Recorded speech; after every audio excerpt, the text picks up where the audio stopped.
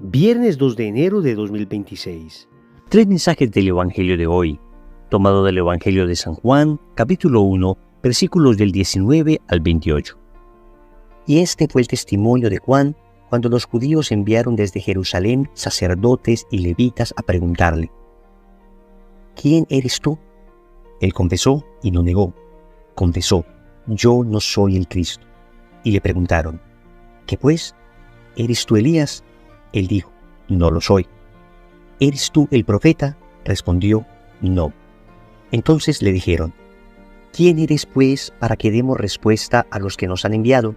¿Qué dices de ti mismo? Dijo él: yo soy la voz del que clama en el desierto. Rectificad el camino del Señor, como dijo el profeta Isaías. Habían sido enviados por los fariseos y le preguntaron: ¿por qué pues bautizas si no eres tú el Cristo, ni Elías, ni el profeta? Juan les respondió: yo bautizo con agua, pero en medio de vosotros está uno a quien no conocéis, que viene detrás de mí, a quien no soy digno de desatarse la correa de sus sandalias. Esto ocurrió en Betabara, al otro lado del Jordán, donde estaba Juan bautizando. Palabra del Señor. Gloria a ti, Señor Jesús. Al iniciar este nuevo año, la liturgia nos vuelve a presentar la fascinante figura de San Juan Bautista como una invitación para que, aprendiendo de él y mirándole como ejemplo y modelo, nosotros también disminuyamos para que Cristo crezca, que siempre nuestra vida esté en servicio del Señor como la estuvo la de San Juan Bautista. Y vamos a reflexionar tres mensajes del Evangelio de hoy. Primero, ¿quién eres tú? Segundo, hay uno que no conoces. Tercero, no soy digno. Vamos entonces con el primer punto. ¿Quién eres tú? Es la pregunta que le hacen a San Juan Bautista. Dos grupos distintos de judíos. En primer lugar, unos sacerdotes y levitas. En segundo lugar, unos fariseos. ¿Quién eres tú? Es una pregunta que nos podemos hacer también nosotros. Noten que a Juan Bautista le insinúan respuestas bíblicas. Le preguntan si es el Mesías. En ese entonces, Israel se encontraba en una fuerte expectación mesiánica. Se creía que el Mesías estaba a punto de llegar. Y Juan Bautista, con toda humildad y claridad, dice: no soy el Mesías. Luego le preguntan si es Elías, porque el profeta Malaquías, en el capítulo 3, versículo 23, había profetizado que antes de la venida del Mesías vendría el profeta Elías. Y así dice Malaquías: he aquí que yo os envío al profeta Elías antes que llegue el día de Yahvé, grande y terrible. Él volverá el corazón de los padres a los hijos y el corazón de los hijos a los padres, no sea que venga yo a herir la tierra de anatema. Entonces se le preguntaba si él era Elías, que había sido arrebatado en una carroza de fuego y que había regresado a preparar la venida del Mesías. Esa era la interpretación que tenían algunos rabinos de entonces. Y Juan responde con claridad: no soy. El Señor dirá que Juan es el Elías que había de venir, pero claro, en un sentido figurado. Juan no era Elías en un sentido propio. También le preguntan si era el profeta. Resulta que antes de morir, Moisés dijo que vendría un profeta. En el Deuteronomio capítulo 18, versículo 15, dice: Yahvé hará que se levante para ti de en medio de tus hermanos un profeta como yo. A él habrán de escuchar. Entonces le preguntan si él es el profeta y Juan también responde: no lo soy. En realidad no se tenía mucha claridad de si el Mesías era el mismo profeta que había anunciado Moisés. Había diversas interpretaciones. El caso es que Juan responde con toda claridad: no soy nada de eso. Es como, de alguna manera, la tentación que recibió Jesús en el desierto de parte del demonio, que con la palabra de Dios trataban de tentarle. A Juan trataban más o menos de persuadirle que tal vez tú eres el Mesías, no, tal vez tú eres Elías, tal vez eres el profeta. Y él con toda humildad responde: no soy, y también responde con la palabra de Dios: ¿quién soy? Entonces, a la pregunta ¿quién eres tú?, le dan respuestas bíblicas equivocadas, pero él da la respuesta bíblica correcta, diciendo: yo soy la voz que clama en el desierto. Responde con la palabra de Dios citando a Isaías en el capítulo 40, versículo 3. Dice así el profeta Isaías: una voz clama, abran el camino de Yahvé en el desierto, en la estepa tracen una senda para Dios. ¿Por qué te digo todo esto? Porque para encontrar nuestra identidad también tenemos que ir a la palabra. También tenemos que ir a la palabra de Dios. Hay una constitución del Concilio Vaticano II llamada Gaudium et Spes, que en el numeral 22 nos dice que Cristo viene a revelar al hombre lo que es el hombre. La pregunta ¿quién eres tú? Se responde en Cristo, y a Cristo lo conocemos en la palabra, en la palabra. Y así como Juan se definió a sí mismo, definió su identidad, definió su misión desde la palabra, nosotros también tenemos que comprendernos desde la palabra. Por eso es tan importante tener esa cercanía con la palabra de Dios, porque cuando escuchamos que Jesús es el buen pastor, entonces sé que yo soy oveja.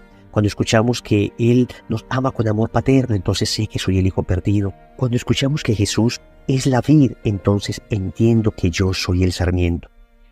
Pero noten que yo entiendo con claridad desde la palabra que yo no soy el Mesías, que yo no soy el Cristo, que yo no soy un Dios, que yo soy una criatura. Por eso el Evangelio nos dice con mucha claridad que Juan Bautista no era la luz, sino que era testigo de la luz, testimonio de la luz. De hecho, el Evangelio utiliza en varias ocasiones esa palabra, ser testimonio.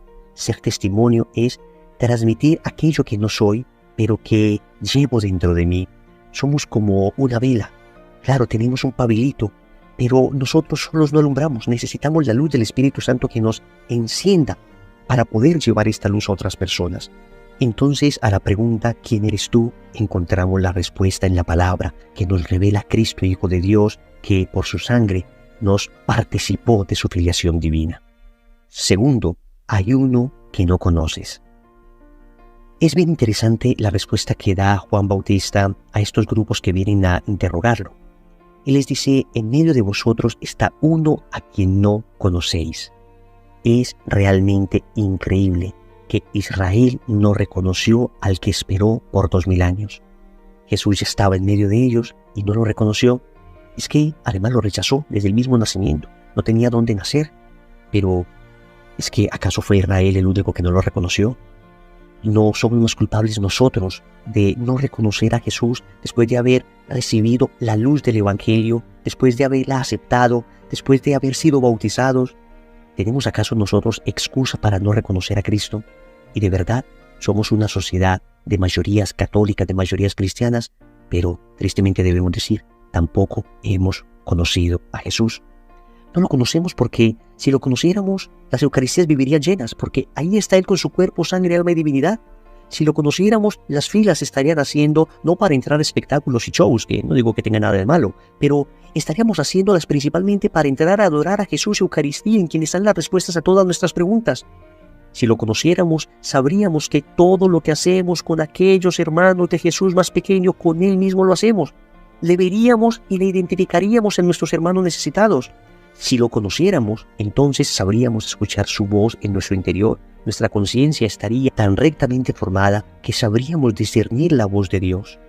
Debemos decir, hoy hay uno en medio de nosotros a quien no conocemos.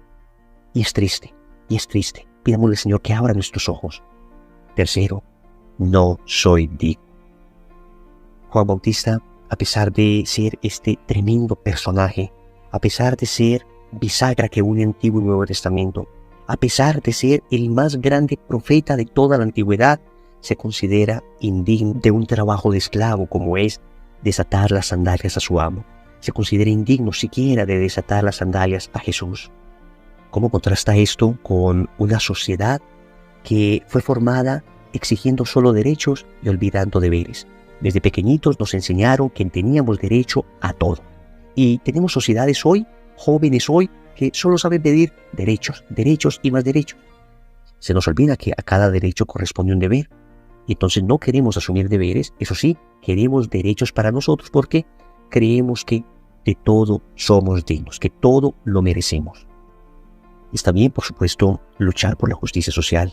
Lo que está mal es una cultura de solo derechos donde desaparecen los deberes. Tenemos que entender con humildad y reconocer nuestra indignidad por el pecado. Hemos pecado y esto ya nos hace indignos. Señor, no soy digno de que entres a mi casa, pero una palabra tuya bastará para sanar. Y esto no es desarrollar en nosotros un complejo de culpa. sino desarrollar un sentido de responsabilidad. No lo hacemos para quedarnos en un pasado de pecado. Lo hacemos para entender nuestra debilidad y cuidarnos para el futuro, sabiendo que Dios siempre nos perdona. Oremos. Amado Señor, hoy te suplico que me ayudes a encontrar mi identidad en ti, en tu palabra, en lo que tú eres. Te suplico que no me dejes condicionar ni determinar por las cosas del mundo, sino solo por aquello que tú me enseñas. También te pido que me abras los ojos para reconocerte. Tú estás en medio de nosotros y no te he sabido reconocer. No te he sabido reconocer en la Eucaristía, no te he sabido reconocer en la liturgia, no te he sabido reconocer en la palabra, no te he sabido reconocer en mis hermanos necesitados.